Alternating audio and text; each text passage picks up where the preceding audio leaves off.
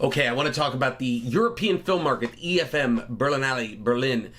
This is one of the major three film markets. You have the other being the Marché du Film in Cannes, France in May, and the American film market in November in Santa Monica. But the European film market, Berlin, is coming up in 2023. What's different? Well, first off, the last official EFM Berlin was 2020, in February 2020, and I was there, and I remember it was a horrible market because, I mean, the market itself was great, but then immediately afterwards it was like no one knew what was going on. So like sales that we were following up with, everybody went, whoop, oh, hold on, we're in the middle of quarantine, and kind of put a hold on everything. And that was March of 2020 because I don't think anybody knew what was going to happen with the world. But this year, it's finally coming back. It was canceled 2021, 2022, and was virtual.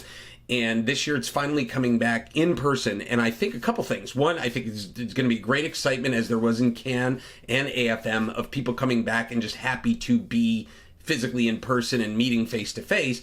And two, the euro has dropped enough that a lot of the people that didn't come to AFM because it was not cost effective will be at Berlin EFM. So one thing you should know is the vibe of Berlin is a little bit different. It's a little bit more efficient, a little more focused, I would say, than some of the other markets. Cannes is just so gigantic, and even AFM in many ways has a lot of, because it's not that it's as big as Cannes, but what it has is a lot of locals, because a lot of people it's easier for Americans to get to Los Angeles than it is to get to France or Berlin in Germany. But so EFM is the most focused, very German, very efficient. You know, everything is very tight and runs efficiently.